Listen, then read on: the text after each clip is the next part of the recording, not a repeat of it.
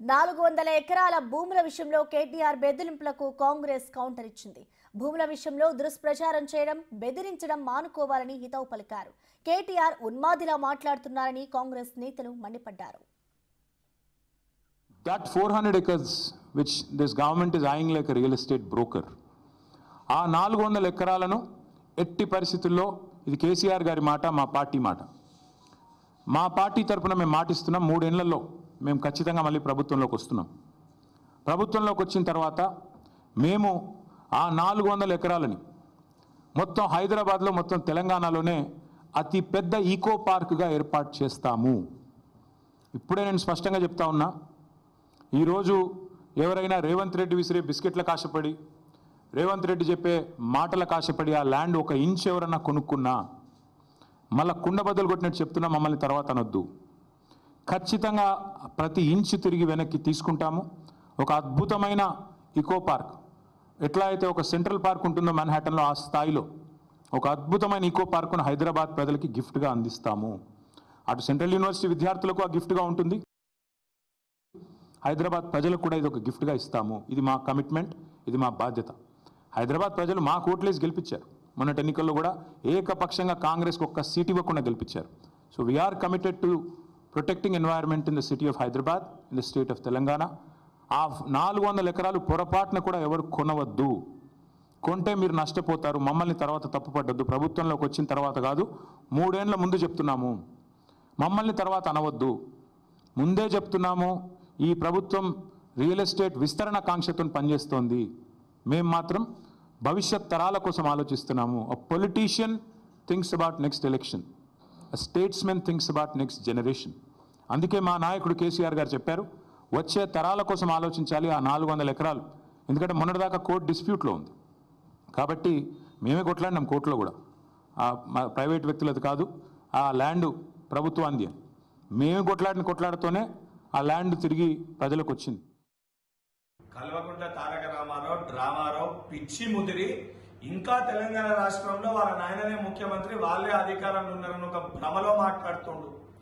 ఈ రోజు నువ్వు చేసిన ఒక విధ్వంసానికి, నీ కుటుంబం చేసిన ఒక విధ్వంసానికి తెలంగాణ రాష్ట్ర ప్రజలు 15 నెలల క్రితమే మీకు బుద్ధి చెప్పడం జరిగింది. 3 ఏళ్లలో అధికారంలోకి వస్తామంటున్నావు. 3 ఏళ్లు కాదనైనా 30 ఏళ్ళైనా తెలంగాణ రాష్ట్రానికి మీరు చేసిన ఒక విధ్వంసానికి ప్రజలు మిమ్మల్ని క్షమించే పరిస్థితే లేదు. నీకు కవితకి, హరీష్ రావుకి మధ్యలో ఉన్న ఒక అంతర్గత పోరుకి అసత్య ప్రచారాలు హైదరాబాద్ సెంట్రల్ యూనివర్సిటీ గురించి చేసి రాజకీయ లబ్ధి పొందే ప్రయత్నం నువ్వు చేస్తున్నావు. ప్రభుత్వ భూముల్ని ప్రైవేటు వ్యక్తులకి కట్టబెట్టిన చరిత్ర నీది, నీ కుటుంబానిది, నీ ప్రభుత్వానిది. ప్రభుత్వ భూముల్ని ప్రైవేటు వ్యక్తుల దగ్గరికి వెళ్ళి తీసుకొచ్చిన చరిత్ర మా గౌరవ ముఖ్యమంత్రి రేవంత్ రెడ్డి గారిది, కాంగ్రెస్ ప్రభుత్వాన్ని. గతంలో ఎంతో మంది ముఖ్యమంత్రులు చేయలేంది ఆ 400 ఎకరాల ప్రభుత్వ భూమిని ప్రైవేటు వ్యక్తుల దగ్గరికి వెళ్లి న్యాయపరంగా కొట్లాడి తీసుకొచ్చింది గౌరవ ముఖ్యమంత్రి రేవంత్ రెడ్డి గారు. దాన్ని జీర్ణించుకోలేక, తట్టుకోలేక నీ పార్టీలో ఉన్న, మంత్రివర్గంలో ఉన్న కొంతమంది మంత్రులు ఆనాటి మంత్రుల భూములు కూడా గుంజేసుకుంటున్న ఒక భయంతో, నీ కడుపు నిండలేని ఒక కడుపు మంటతోటి నోటికొచ్చినట్టు మాట్లాడుతున్నావు. అటవీ భూములని గుంజుకున్న చరిత్ర మీది. కాళేశ్వర ప్రాజెక్టు నిర్మాణం కోసము 7,829 ఎకరాల్ని తీసుకుంది మీరు. ఇవన్నీ మర్చిపోయి నోటికొచ్చినట్టు మాట్లాడితే తెలంగాణ ప్రజలు, దాని వలన రేపు పొద్దున ఉద్యోగ అవకాశాలు రాబోయే యువకులు తెలంగాణ రాష్ట్రంకి వెళ్లి నిన్ను, నీ కుటుంబాన్ని రాళ్లతోటి తరిమికొట్టే పరిస్థితి వస్తుంది. కేటీఆర్ ఖబర్దార్. బీఆర్ఎస్ ఉద్దేశపూర్వకంగా ఉన్మాదిగా మారి వాళ్ళ అయ్య రావట్లేడు సమస్యలు. నువ్వు ప్రతిపక్ష నాయకుడు రాయన, నువ్వు 57 లక్షలు తీసుకున్నావు రారా నాయన అంటే, వస్తాడు సార్, రేపు వస్తాడు, ఎల్లుండి వస్తాడు, ఇంట్లో కూర్చున్నాడు. ఇంట్లో కూర్చుంటాడు ప్రజల్ని గెలిపించడానికి నాయకుడు ఉంటాడు తప్పితే ఇంట్లో పండుకుంటాడు నాయకుడు ఎట్లయితాడు రా నాయన? ఇది మీకేమైనా కనీసం అవగాహన ఉందా? కేటీఆర్కి ఏమో ఏం మాట్లాడదో తెలియదు. ఎవడు ఇన్ఫ్లుయెన్సర్లో ఎవరు రాసిస్తాడు, రాసిచ్చే వాటిని చూసి చదువుతాడట. అసలు వాళ్ళని రాసిచ్చేటోడైనా కరెక్ట్గా రాసిస్తుండా లేదా? కాబట్టి తస్మాత్ జాగ్రత్త కేటీఆర్. తెలంగాణ సమాజం ఈరోజు మొత్తం వాచ్ చేస్తున్నది. ఎస్సీలో జరుగుతున్న సంఘటన పట్ల నీ పిచ్చి ప్రేలాపనలు చూస్తున్నారు. Bandi Sanjay and Kishan Reddy also.